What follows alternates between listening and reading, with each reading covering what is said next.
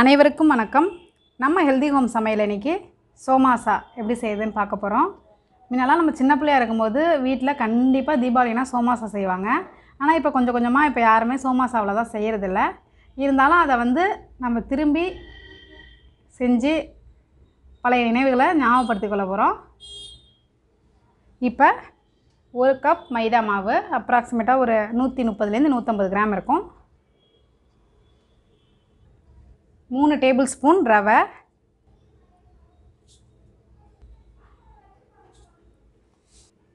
Salt, 1 table spoon வெண்ணெய். நம்ம முறுக்குக்கு வாங்குகிற பட்டரையே நம்ம யூஸ் பண்ணிக்கலாம். அந்த வெண்ணெயே வெண்ணெய்ங்கிறது இந்த வெண்ணெய் கிடையாது, வெள்ளை வெண்ணெய், ஊத்துக்குழி வெண்ணெய்னு சொல்லுவாங்களா, அந்த வெண்ணெய் போடுறேன். இப்போ நல்லா மிக்ஸ் பண்ணிப்போம். இதை இப்போ கொஞ்சம் கொஞ்சமாக தண்ணி ஊற்றி பிசைஞ்சிப்போம்.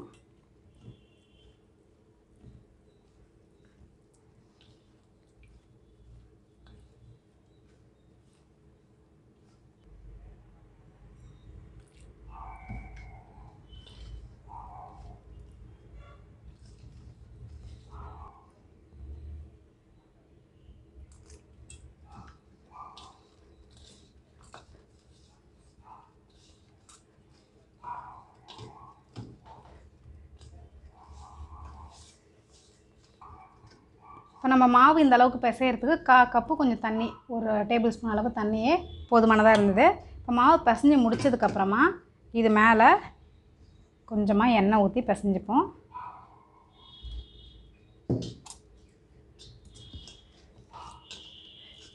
நல்லா பொறன்னு வரத்துக்காக தான் இந்த மாதிரி நம்ம எண்ணெய் ஊற்றி பிசைகிறோம்.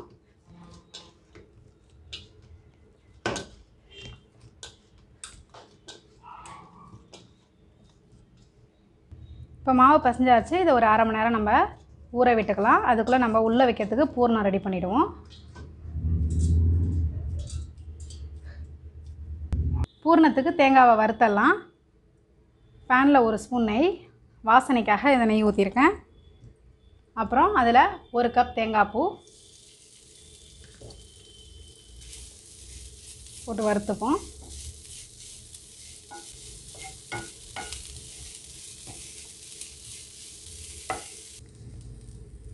பூர்ணத்துக்கு தேங்காவை நம்ம வறுத்து சேர்க்குறனால ரொம்ப நாளைக்கு சோமாசா வீணாக போகாமல் இருக்கும். இதில் உள்ள தண்ணியெல்லாம் வத்துற அளவுக்கு வறுத்துக்குவோம். மீடியம் ஃப்ளேமில் வச்சு தேங்காய் பூவை செவக்க வறுத்துப்போம். லைட்டாக செவந்துட்டு தேங்காய் பூ ஆஃப் பண்ணிடுவோம் அடுப்பை. இப்போ வேறு ஒரு பாத்திரத்தில் இதை போட்டுப்போம்.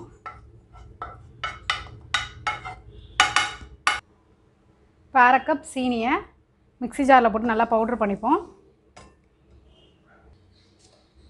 இப்போ அரைச்சிட்டு இந்த சுகர் பவுடரை ஒரு பவுலில் போட்டுக்கலாம்.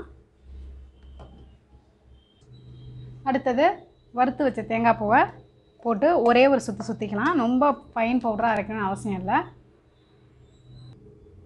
வறுத்த தேங்காவை அரைச்சாச்சு, இந்த மாதிரி இருக்கணும். அதையும் இதில் போட்டுக்கலாம்.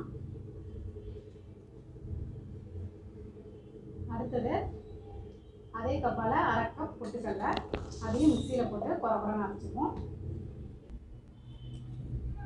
பொட்டுக்கல்லையை இதை மாதிரி அரைச்சிக்கலாம். இப்போ இதையும் இதில் போட்டுருவோம்.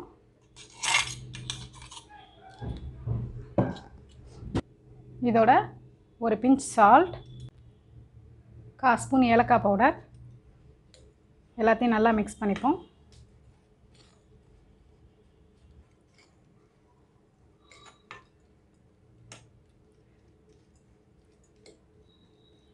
அவ்வளோதான், உள்ளே வைக்கிற பூர்ணம் ரெடி ஆகிட்டு. இது இப்படி பொலன்னு தான் இருக்கும்.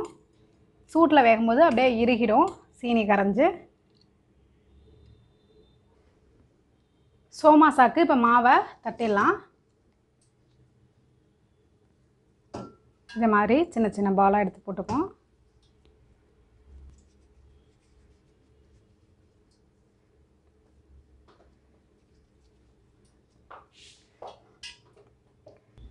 இப்போ தட்டுறதுக்கு கொஞ்சம் மாவு போட்டு மெல்லிசாக தட்டிப்போம்.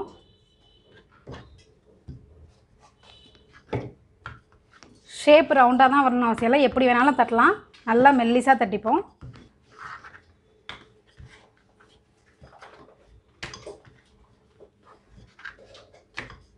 நல்லா மெல்லிசாக தட்டினதுக்கப்புறமா இதை மாதிரி ஒரு மூடியை வச்சு கட் பண்ணிக்கலாம்.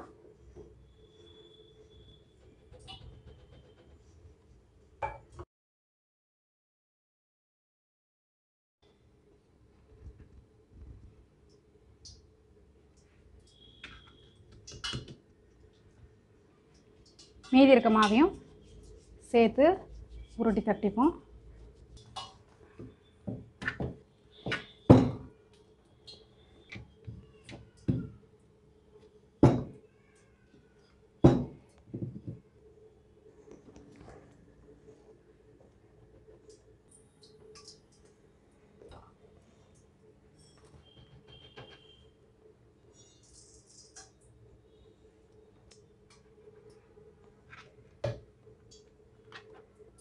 இதை மாதிரி நம்ம மூடியை வச்சு தான் கட் பண்ண அவசியம் இல்லை, சும்மா ரவுண்டாக சின்ன சின்னதாக நம்மளே தட்டிக்கலாம்.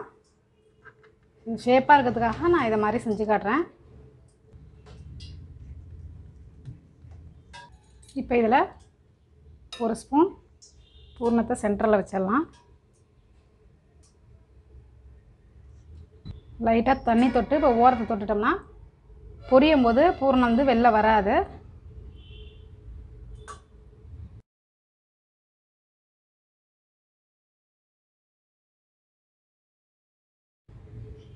பூர்ணத்தை நல்லா உள்ளே அப்படி தள்ளி விட்டுட்டு இதை மாதிரி ப்ரெஸ் பண்ணிப்போம்.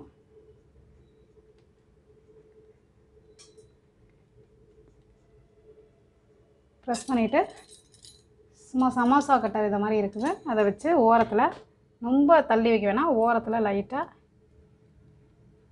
இப்படி கட் பண்ணிப்போம்.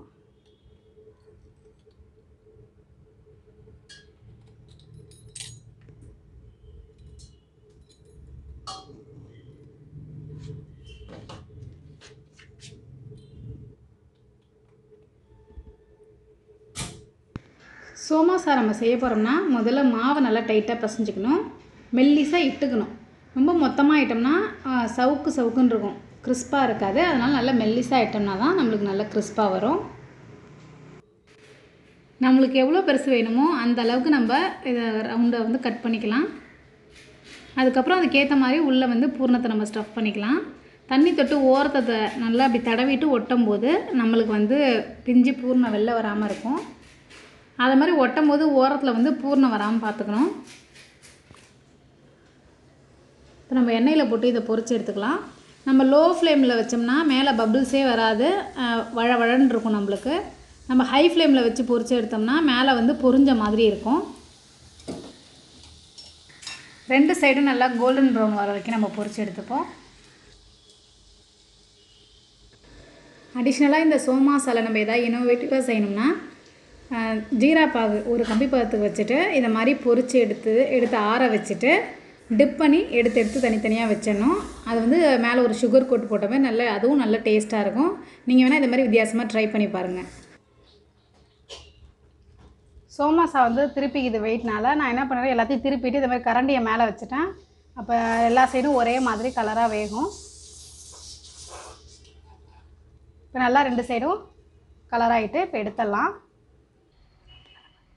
சோமாஸாக்கு நம்ம உள்ளே பூர்ணம் ஸ்டஃப் பண்ணும்போது அதில் பாதாம், முந்திரி, பிஸ்தா அப்படி நம்ம விருப்பப்பட்ட நட்ஸ் அதில் சேர்த்துக்கலாம், இன்னும் நல்லாயிருக்கும். இன்னொரு வீடியோவில் நான் உங்களை சந்திக்கிறேன். இந்த தீபாவளிக்கு நீங்களும் சோமாஸா செய்யுங்க. அன்பால் இணைவோம், ஆரோக்கியமாக வாழ்வோம். இன்றே இணைந்திருங்கள் ஹெல்தி ஹோம் சமையலோடு.